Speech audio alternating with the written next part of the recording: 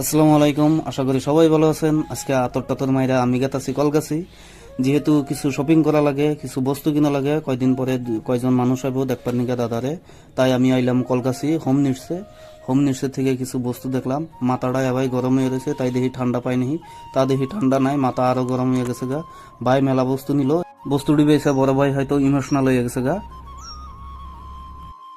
पीछे देखो पीछे पीछे तो देखो। আমরা পিছে পিছে আয়া নিয়ে কিছু ফুল নিলাম। ফুল নিয়ে দেখি এনে আমার স্টুডেন্ট, বহুত আগেকার স্টুডেন্ট, এটা বহুত দিন পরে লগ পাইলাম।